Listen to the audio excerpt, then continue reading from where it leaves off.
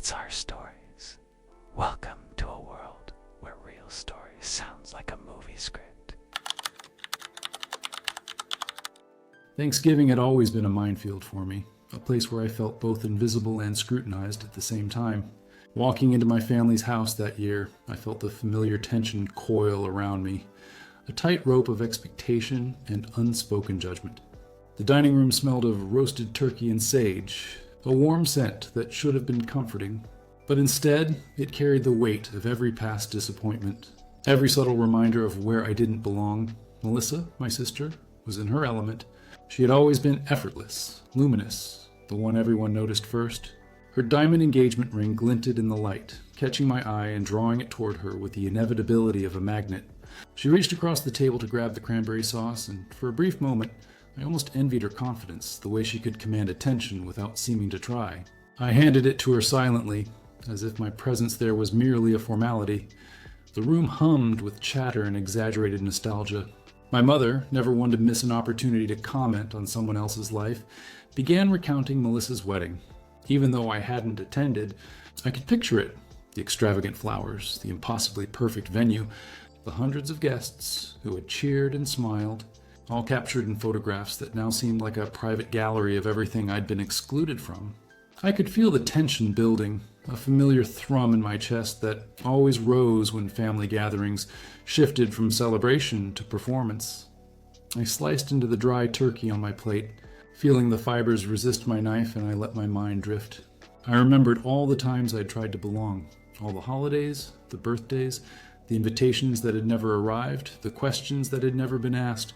They had perfected this pattern over decades, to talk at me, not to me, to demand my attention while refusing to give any in return.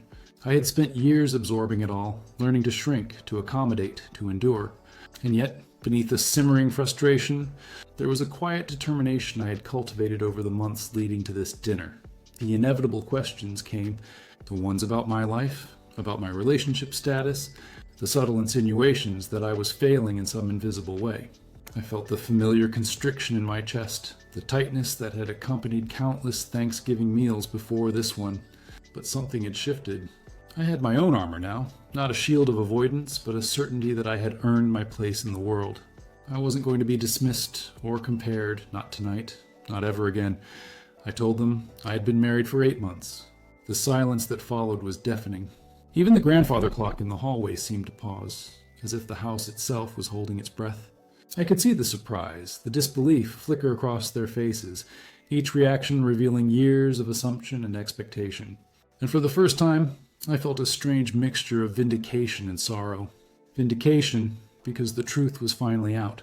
Sorrow because the hurt, the years of neglect, the silent competitions, all weighed heavily in that still air.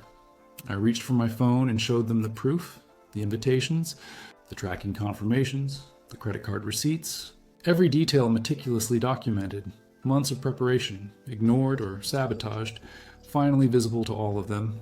Watching their expressions shift, seeing Melissa's face lose its color, I felt an odd calmness. Years of pain had built this moment, but I realized something more important. I had my own life now, a life that existed independent of their recognition or approval. Sitting there, amidst the frozen expressions and the tension that lingered in the room like a heavy curtain, I allowed myself to feel everything, the hurt, the anger, the frustration. But I also recognized the steady current of freedom beneath it all. For years, I had measured my worth against their standards, allowed their neglect to define me. Now, I could see clearly that I had already built a life filled with love, with intention, and with people who showed up for me in ways my family never had.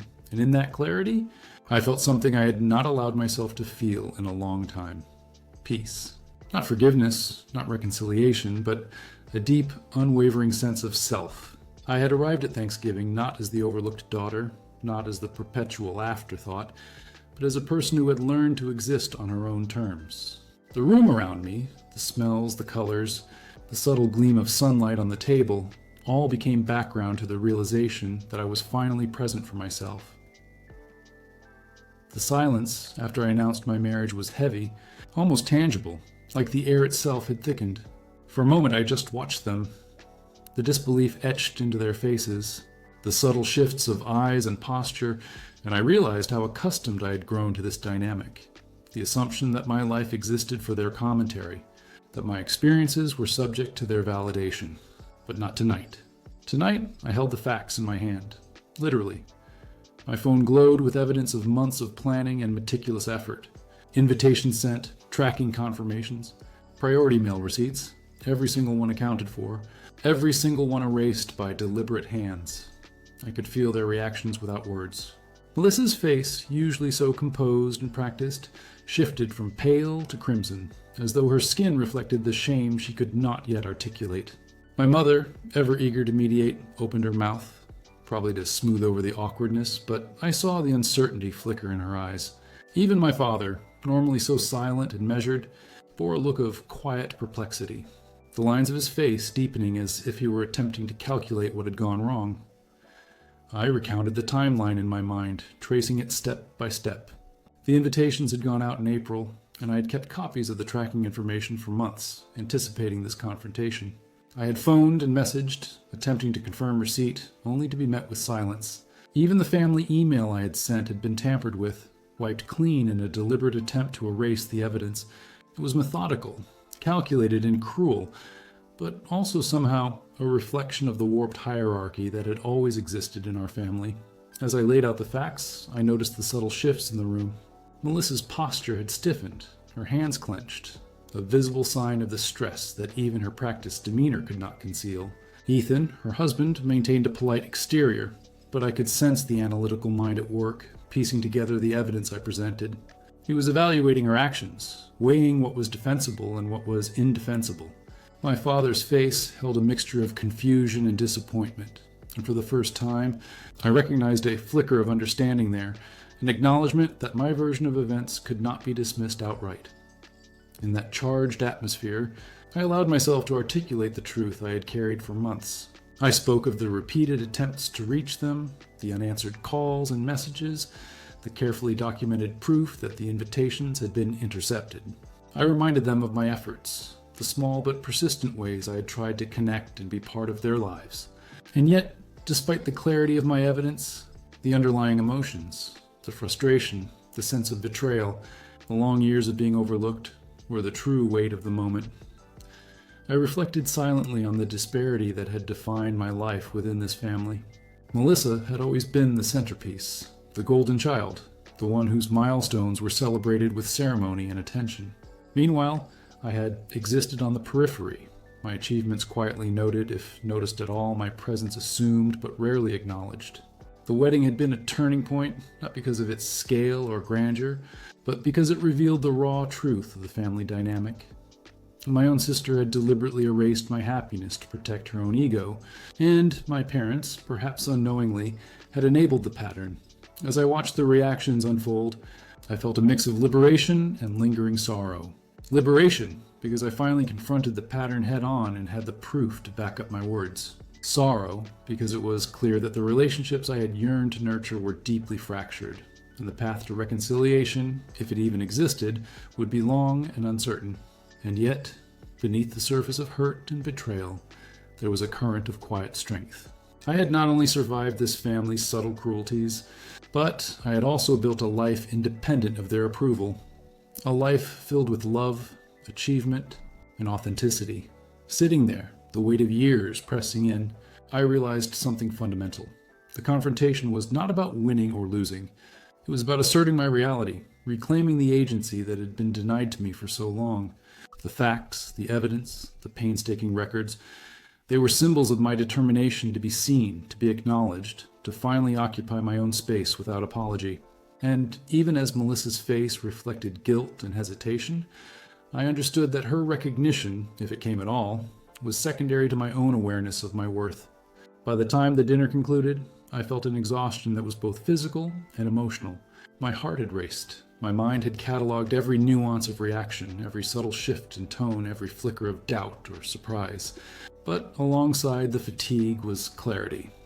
I was no longer at the mercy of my family's perceptions. I was married, independent, and grounded in a life that had been carefully built with intention and care. And for the first time in decades, I felt the faint stirrings of peace the tentative recognition that I could exist fully, unapologetically, without the constant need for validation from those who had long failed to provide it. Thanksgiving with Daniel's family was everything that my own had never been. From the moment we arrived, the house felt alive with warmth and laughter, not tension or expectation. His parents greeted me as if I were an extension of their own family, not a guest to be measured or assessed. Helen, his mother, was attentive without being intrusive, asking about small details in my life, the work I was passionate about, and the things that genuinely brought me joy. The contrast was stark. I found myself observing the table, comparing, realizing that love could look like attentiveness, like remembering small preferences, like celebrating without competition. Daniel's sister, Olivia, enveloped me in a hug that was both firm and affectionate, her eyes bright with curiosity and joy. She wanted to see wedding photos, to hear stories about the planning, to be included in the narrative of our life together, not to critique or overshadow it.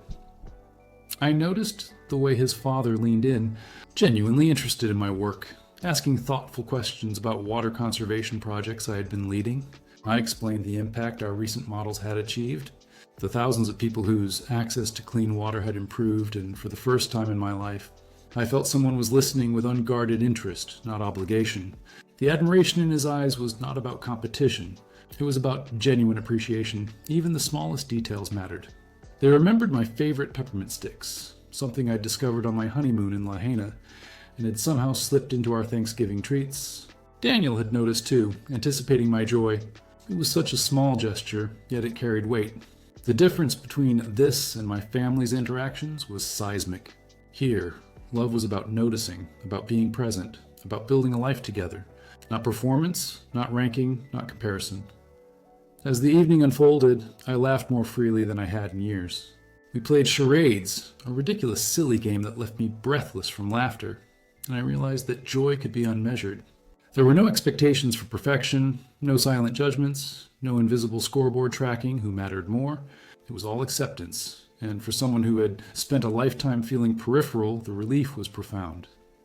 In quiet moments, I allowed myself to reflect on the contrast. My parents' Thanksgiving had been a minefield of judgment, subtle cruelty, and the constant reminder that I existed for their perception.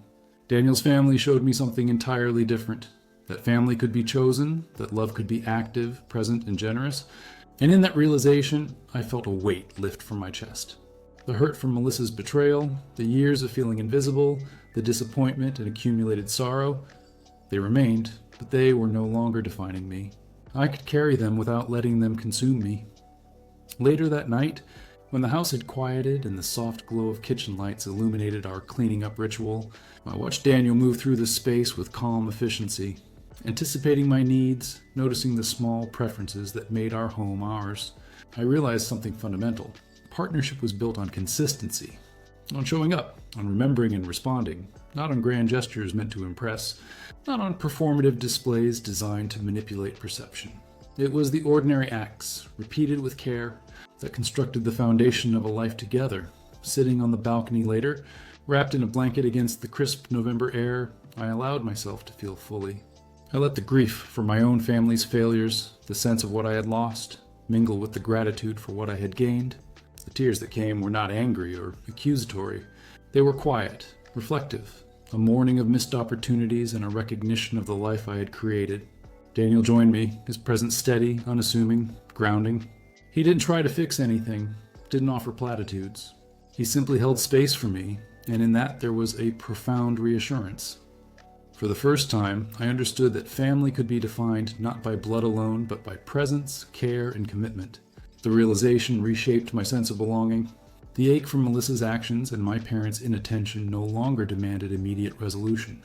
It could coexist with a life filled with love and acknowledgement from those who genuinely valued me. By the time the night ended, a quiet peace had settled over me. I knew the hurt would resurface, that questions and anger might return, but for the first time, I also understood that I could navigate it without losing myself. The life Daniel and I had built was ours entirely, unmediated, unjudged, and complete in its own way. And for the first time, I felt that I truly belonged somewhere, not because I had earned their approval, but because I was seen, remembered, and loved for exactly who I was. A few weeks had passed since Thanksgiving. and I was still realizing just how deeply that evening had unsettled me. Every morning began with a faint tightness in my chest, the kind that comes from memories that won't fade. The looks, the pauses, the words left hanging in the air, all of them replayed quietly, refusing to disappear. Daniel stayed by my side through it all, supporting me in his gentle, understated way. Sometimes he would just take my hand or place a soft touch on my shoulder when I felt overwhelmed. His presence reminded me that love doesn't always have to be loud or grand. Sometimes it's steady, simple, and constant, showing up every day without needing to prove itself. Then, in early December, a letter arrived from Melissa. It was unexpected, sent to my work email, not through Facebook or the family chat she usually used to control communication. The subject line was brief. "Please read this." I stared at it for nearly half an hour before finding the courage to open it. My heart tightened as I wondered, was this going to be genuine or just another attempt at manipulation? The letter turned out to be surprisingly balanced, thoughtful, and honest. Melissa admitted her mistakes and tried to explain her motives. Envy, fear of being outshone, and a desperate need to feel like she was first in our family's silent competition. She described how every step of her life had revolved around earning our parents' approval, how every milestone turned into a race she couldn't stop running, one where my existence became her rival finish line. As I read, part of me wanted to scream, to throw her words back at her and demand to know why she'd chosen to hurt me so deliberately. But another part tried to understand. She wrote about therapy, about learning to confront her own insecurities. She said she was starting to see how deeply she'd wounded me, and how that damage had rippled into her own relationship with our parents. And most importantly, she didn't ask for forgiveness. She didn't demand a reply. She simply wanted me to know that she recognized the magnitude of what she'd done and that she was trying to change. I read her message several times, lingering over each line, trying to separate sincerity from her familiar eloquence, that polished way she always had of making things sound better than they were. 2 days later, a package appeared on my doorstep. Inside was an old wedding invitation, my wedding invitation, one of the ones Melissa had hidden away in the garage among dusty boxes and old holiday decorations. The handwriting, the calligraphy I had spent hours perfecting, looked back at me like a ghost from another life. I felt an overwhelming mix of emotions, anger, disbelief, and a quiet kind of relief. Daniel was there when I opened it. Together, we decided to place it in our wedding album. Not as proof, not as evidence of betrayal, but as a reminder of what we built without their presence. Our story had survived, even thrived, without their approval. Winter passed quietly. We spent Christmas and New Year's at home, just the two of us. No trips back to my hometown, no forced family dinners. My father called a few times. Brief, careful conversations. My mother didn't call at all. Surprisingly, it didn't hurt the way I thought it would. Her silence stopped feeling like punishment and started feeling like clarity. Some people simply don't know how to love in a way that heals, and sometimes the only way to protect yourself is to step back. Then, in February, came the news. My mother had fallen and fractured her hip. My father called, his voice thin and rough, heavy with worry. I hesitated before deciding whether to go. Not out of guilt, not out of obligation, but because I wanted to choose presence, consciously, on my own terms. When I entered the hospital room, she was crying. Real tears this time, not the calculated kind I'd seen before. She apologized for the years of neglect, the missed milestones, the lack of attention. She spoke about her own confusion, her inability to show love the way she meant to. And for the first time, I didn't feel the urge to argue or correct her. I didn't need to dissect her words or decide whether she truly meant them. I simply stayed. I looked at her and said softly, "I'm here. That's enough for today." Melissa came later that evening. We sat on opposite sides of the hospital bed, not talking, but not ignoring each other either. It wasn't reconciliation, not yet, but it was a beginning. Small steps, no pressure, no expectations. For the next 4 days, I helped my father, cooking, managing insurance papers, running errands. On the last day before I left, he hugged me tightly and whispered, "I know this doesn't fix the past, but I wanted you here." I told him the truth. I'm not fully healed. This doesn't erase what happened, but I'm here. I'm not disappearing. That was the first time I truly understood the space between the past and the present. the place where healing lives. The drive back to Seattle felt lighter, as though I'd left behind something invisible but unbearably heavy. When I finally called Daniel to tell him I was on my way, he asked how I felt. Like myself, I said. For the first time in a long time, it was true. That moment, simple as it was, felt like victory. A quiet celebration of something I'd learned the hard way. That happiness, love, and even the feeling of family can be built without relying on those who never learned how to show it. Update 4. Daniel's Thanksgiving and building a chosen. Family Thanksgiving at Daniel's family home was a stark contrast to the chaos and subtle cruelty of my own family gatherings. From the moment I walked in, I could feel the difference. The air was warm and welcoming, filled with the aromas of roasting turkey, spiced pies, and fresh bread. Laughter bounced off the walls, natural and unforced, not rehearsed for approval or status. It was alive, messy, genuine. Daniel's sister Olivia greeted me with a hug that crushed any lingering tension. She wanted to see every photo from our wedding, pressing me to share stories I hadn't had the courage to tell anyone. His brother Ryan was eager to teach me a card game that apparently everyone else in their family had learned at age 6. I laughed at my own ignorance, enjoying the simple pleasure of being included, not scrutinized. His parents, Helen and Robert, showed genuine interest in my work. Robert leaned forward, eyes bright, asking thoughtful questions about water conservation projects I had spent months developing. For the first time, I explained my work without restraint or self-consciousness, without the fear that my efforts would be dismissed or overshadowed. Helen listened closely, nodding, her empathy clear in every expression. I realized that here, the joy of sharing one's life was not a test of worth. It was a gift freely given. We lingered over dinner, the conversation flowing easily between topics, laughter punctuating the room. By the end, I had promised Robert links to our published research, not out of obligation, but because someone genuinely wanted to know. Daniel's parents valued my presence, my achievements, my stories. Their attention wasn't performative. It was genuine, and for the first time in a long while, I felt the deep warmth of belonging. After dinner, despite some initial hesitations, the conversation turned gently to my family situation. Helen, with quiet concern, asked about the difficulties at Thanksgiving. I didn't need to justify my anger or pain. She simply acknowledged it and affirmed that whatever had happened with my blood relatives did not define my worth. They had chosen to make space for me and their family. That alone was revolutionary. It showed me that family could be more than blood. It could be about presence, attention, and care.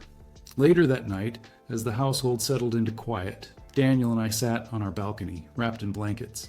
The sky shifted from indigo to a faint brush of pink and gold, and for the first time, the turmoil in my chest felt manageable. The rage and hurt were still there, but they had transformed.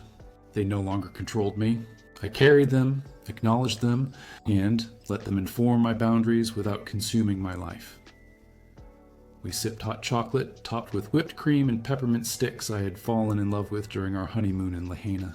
Daniel watched me with a small smile, attentive to the smallest details, remembering the things that mattered to me. Love, I realized, was not a grand performance. It was noticing, remembering, showing up. Everything my family had failed to do, Daniel's family was doing without effort. That night, I allowed myself to cry. Not in anger, not in frustration, but in mourning for the family I had hoped to have. The parents who should have celebrated both their daughters equally, the sister who should have been my ally, these were losses I needed to recognize. Daniel held me through it, silently, offering only the warmth of his presence. He didn't try to fix the pain. He didn't need to. He simply let me feel it. When I finally stopped, drained and exhausted, I realized that what I had been searching for all those years was not approval or competition. It was recognition, attention, and presence. Daniel and his family offered that freely. I realized, for the first time in a long while, that the family I had chosen was no less valid than the one I was born into. In fact, in many ways, it was exactly what I needed.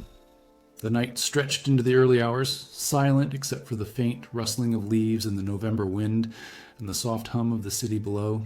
And in that silence, I felt a shift. The old wounds were still there, but they no longer dictated the story of my life. I had love that was consistent, present, and attentive.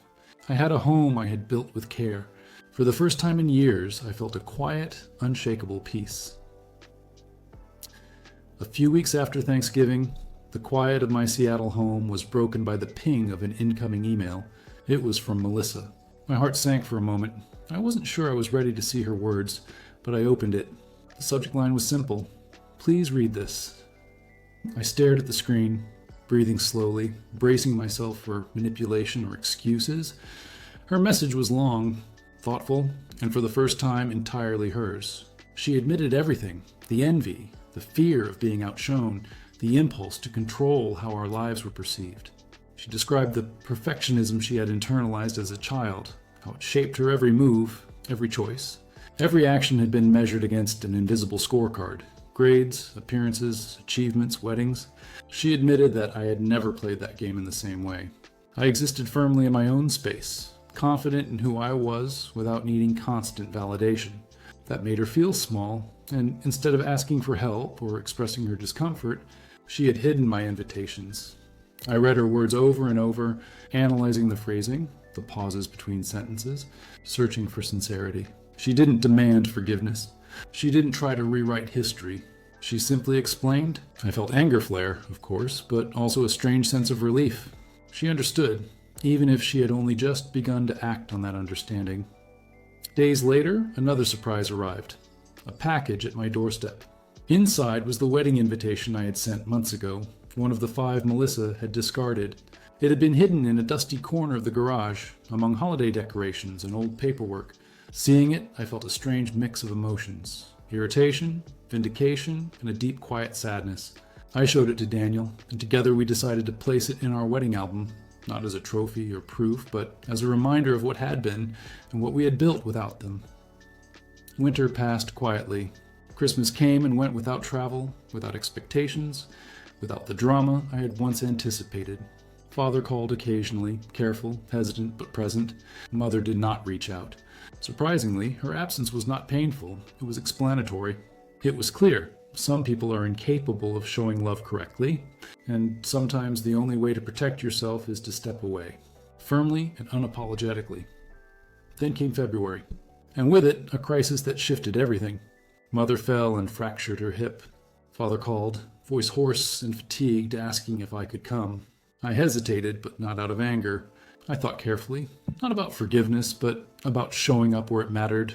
At the hospital, she cried real tears, not the measured, performative ones she had perfected over decades. She apologized for the years of neglect, the disregard for my life, my achievements, my happiness. For the first time, I didn't need to respond with judgment or explanation. I simply let my presence be enough. I told her simply, I'm here. That's enough for today. Melissa arrived later that evening. We sat on opposite sides of the bed, not speaking, but not avoiding each other either. Small, careful gestures, tentative presence. This was a beginning. 4 days passed as I helped Father with house chores, insurance paperwork, and medication schedules. On the last day, he hugged me tightly, quietly expressing gratitude. He didn't ask me to forgive. He didn't expect me to. He simply appreciated my presence. Driving back to Seattle, the weight I had carried for years seemed lighter. The anger and frustration still existed, but they had lost their power to control me. Daniel met me when I arrived. His calm presence, his steady warmth reminded me of what it meant to be truly seen and cared for. That night, I finally let myself grieve, not in anger, but in deep, genuine mourning for the family I had wished for.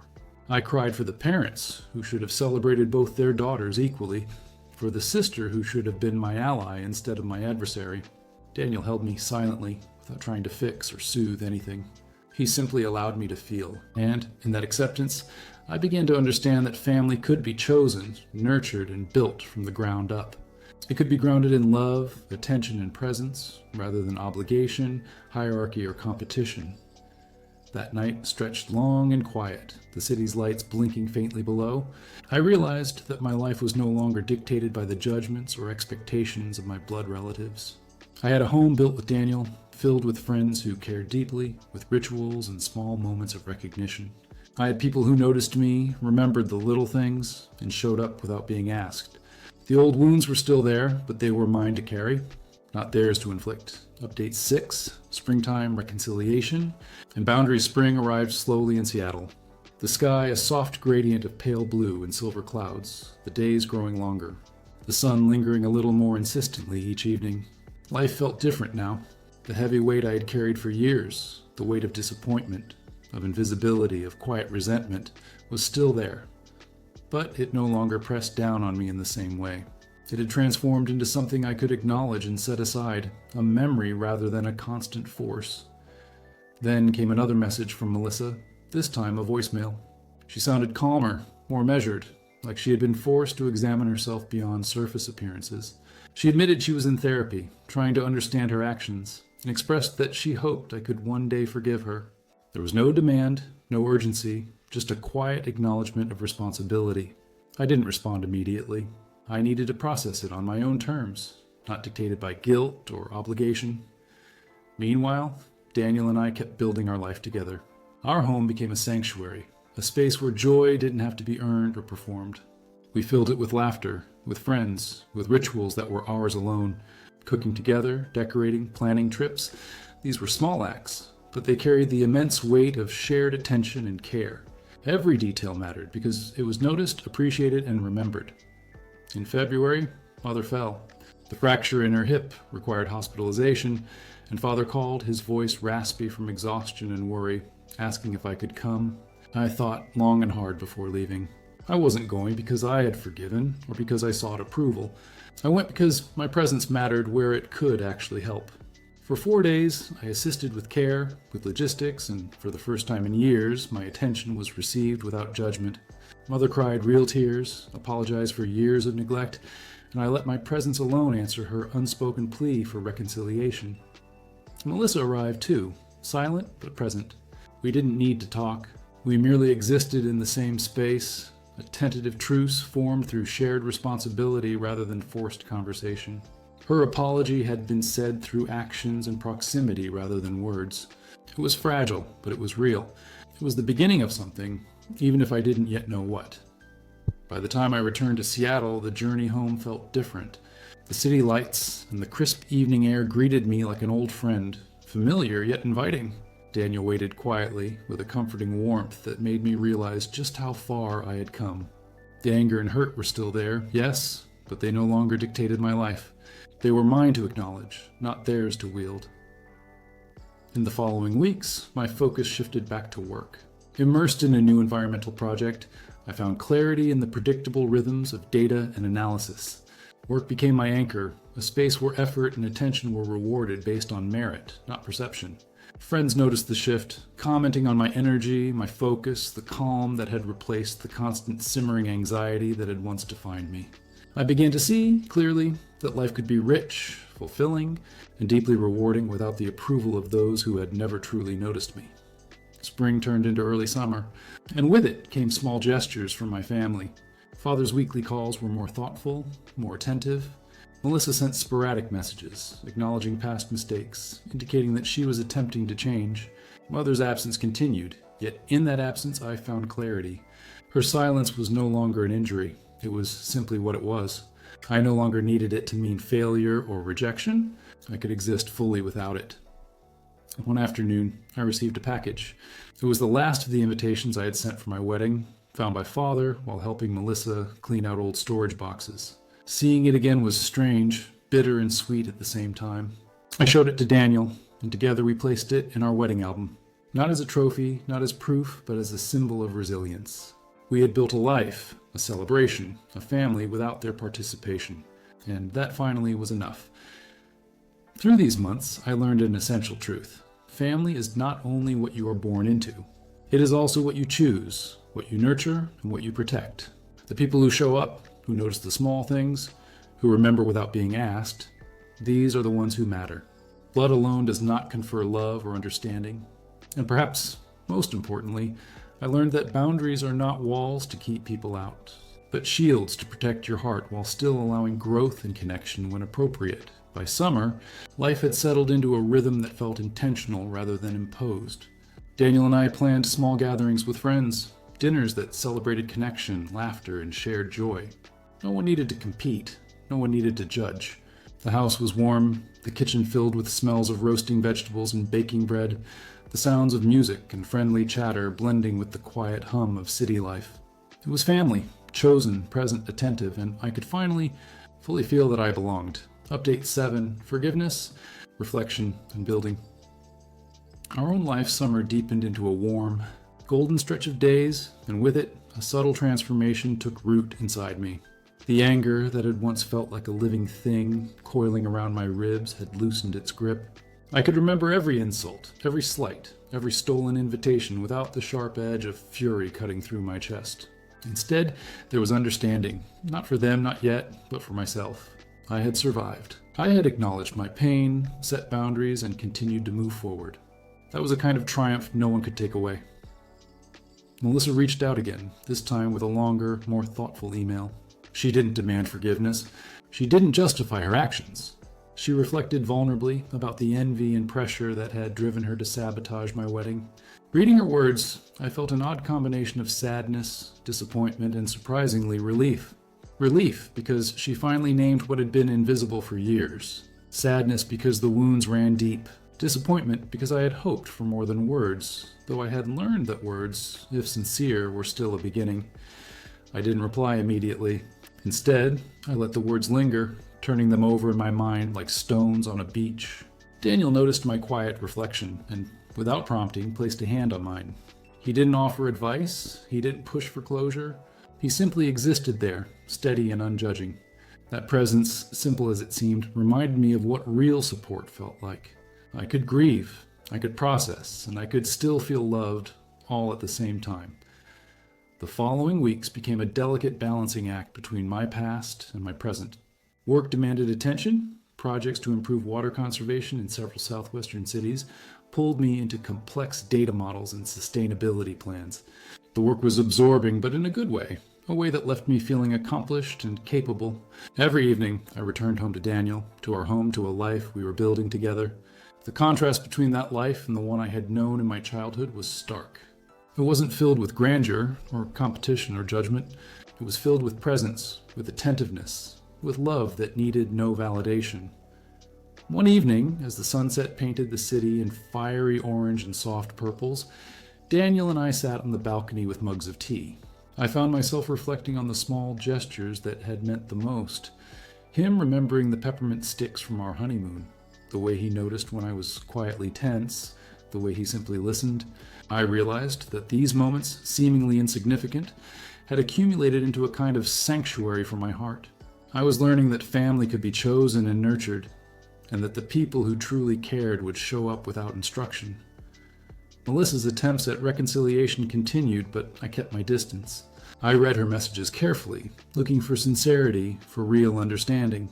Sometimes I saw it, sometimes I questioned it. I realized that forgiveness is not a single act but a process, one that I had to navigate at my own pace for my own sake. I didn't owe her immediate acceptance. I didn't owe my parents the comfort of resolution. I owed myself peace, clarity, and the freedom to define what family meant to me. As July approached, Daniel and I hosted another dinner party. The air was warm, filled with laughter, the smell of roasted vegetables and fresh bread. Friends lingered late into the evening, sharing stories, teasing each other, and celebrating the simple joy of connection. There were no comparisons, no judgment, no hidden competitions, just presence. It was everything my childhood Thanksgiving had not been. In that moment, I understood that family was not blood alone. Family was attention, care, and willingness to be present for one another. I found myself writing again, notes to myself, reflections on what I had survived and what I was building. Each entry became a marker of growth, a testament to endurance. I began to see patterns, recognizing the ways I had adapted to neglect, the ways I had sought approval in vain, the ways I had learned to define worth externally rather than internally. Writing helped me untangle years of hurt, giving me a map to navigate the complexities of relationships that had once felt like traps. In the evenings, Daniel and I would sometimes sit quietly, sipping tea, watching the city lights flicker across the water. The silence was not empty. It was full of comfort, of shared understanding, of trust. He never pressured me to forgive my family, never judged my hesitation, never tried to impose closure. He simply existed alongside me, a partner in every sense of the word. It was in these quiet moments that I realized the truth. The family I had always longed for wasn't behind me in my childhood home. It was here, in this life I was actively creating. And slowly, almost imperceptibly, I began to feel lighter. The anger still lingered occasionally, like a shadow at the edge of a sunlit path, but it no longer defined my steps. I could remember what had happened without being consumed by it. I could acknowledge the betrayal, the jealousy, and the absence of care without letting it dictate my joy. I could sit with the hurt, understand it, and then set it aside, focusing instead on the people and experiences that truly mattered. Melissa sent one final message that summer, a letter of genuine apology and reflection. She did not demand forgiveness. She did not plead for reconciliation. She simply named her faults, acknowledged the hurt she had caused, and stated that she was working to become a better version of herself. I read it slowly, allowing each word to settle. I did not respond immediately. I did not need to. I had my own life, my own family, my own sense of belonging that was not contingent on their approval. Update 8. Resolution: acceptance and embracing chosen family. The weeks rolled into months, each day carrying with it subtle shifts in my sense of self. By late summer, the distance between me and my family no longer felt like a gaping chasm. It was more like a line drawn in the sand, a boundary that I had placed to protect my heart. I could think of them without the sharp sting of anger that had once defined my memories. I could recall Melissa's smirk, my mother's distracted smiles, and my father's quiet absence without trembling inside. Instead, I felt clarity. Clarity about who I was, what I deserved, and who I allowed into my life. Daniel and I settled into a rhythm that felt like home. Our days were full but balanced. Work, laughter, cooking together, and evenings spent sharing small rituals that grounded us. We decorated our apartment with mementos from our travels, reminders of experiences we had chosen freely rather than being dictated by others' expectations. I realized that happiness was not about grand displays or approval from distant relatives. It was about presence, consistency, and mutual respect. This, I thought, was what family should be. One Saturday morning, I found myself sorting through photographs from our wedding. Small images of our intimate ceremony by the sea, the few friends who had attended, and the fleeting expressions of joy on Daniel's face filled me with warmth. I noticed the smallest details. The way the sunlight hit our vows as we exchanged them, the gentle breeze that carried laughter across the sand, the quiet way Daniel held my hand as we walked away from the altar. These were memories untouched by jealousy or manipulation. These were memories I could claim entirely as my own. Melissa's attempts to reconnect faded over time, and I let them. I read her letters, reflected on them, and then returned to my life. Her words were noted, but they did not dictate my actions. Forgiveness, I realized, was a gift I could choose to give, but only when I felt ready. There was no timeline imposed by her or by anyone else for me to heal or to bridge the gap she had created. And for the first time in decades, I felt the power of that choice. I could engage with her on my own terms, or not at all. Thanksgiving came again, and this time we celebrated in our own way. Daniel's family welcomed me wholeheartedly, their warmth a stark contrast to the tense, performative environment I had once endured. Laughter filled the room, conversations flowed freely, and I felt the rare, liberating joy of being fully seen without judgment. His sister Olivia brought a carefully prepared pie she knew I loved, and his parents asked thoughtful questions about my work. It was intimate, genuine, and wholly satisfying. For the first time, I understood that family could exist outside bloodlines, grounded instead in care, attention, and mutual respect. I began documenting my reflections, journaling late into the night. Writing became a sanctuary, a way to process the lingering grief and to recognize the lessons I had learned. I noted the ways I had longed for approval, how that desire had shaped my choices, and how finally stepping into my own authority had freed me from the invisible chains of comparison. Each entry was a small act of reclamation, reclaiming my joy, my agency, and my voice. Spring approached, and with it came a quiet sense of renewal. We planned a small gathering at the lakeside venue I had loved since our honeymoon, a celebration not of performance or expectation, but of presence.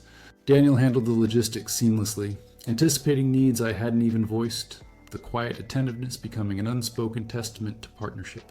As we watched the sun dip behind the water, I felt a weight lift from my shoulders.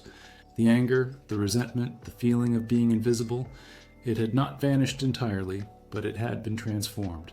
It became something I carried with grace, not something that carried me. In the months that followed, my life continued to expand in joy and fulfillment. Work brought new challenges, successes, and recognition in ways that mattered deeply to me. Daniel and I nurtured our home, our shared life, and our chosen family. Friends who showed up, who listened, who celebrated with us. Melissa remained at the periphery of my thoughts, her words acknowledged, but no longer a source of pain. I had learned that family was not merely inherited. It was built carefully and intentionally out of attention, empathy, and presence. Sitting on our balcony one evening, Daniel beside me, I felt a profound sense of gratitude. The air smelled faintly of jasmine, the city lights twinkled in the distance, and I realized that I had reclaimed my life. I had survived manipulation, neglect, and the long shadow of comparison. More importantly, I had built something lasting and real, grounded in love that did not need validation. My past was no longer a burden. It was context, a story of resilience and growth. I reflected on the journey that had brought me here, the stolen invitations, the confrontations, the tears, and the small victories of asserting my worth. Each moment had been painful, yet necessary. Each betrayal had taught me the value of attention, care, and presence. And in the quiet of my home, surrounded by warmth, love, and respect, I finally understood what it meant to be seen, to be heard, and to be cherished. Not because of what I achieved or how I compared to others, but simply because I existed. As I closed my journal that night, I realized I had a story worth telling, not one of perfect family, but one of chosen family, of boundaries, and of self-respect. The past would always be a part of me, but it no longer defined me. I could honor my experiences, mourn the losses, and embrace the love that was genuinely present in my life. For the first time, I felt complete, not because my childhood family had changed, but because I had changed. I had reclaimed my voice, my joy, and my agency, and that, more than any wedding, gift, or recognition, was the family I had always needed. Thank you for staying with me until the end. How would you have acted in the protagonist's place? Write your thoughts in the comments. More fresh and controversial stories every day on my profile. Like and subscribe to this channel.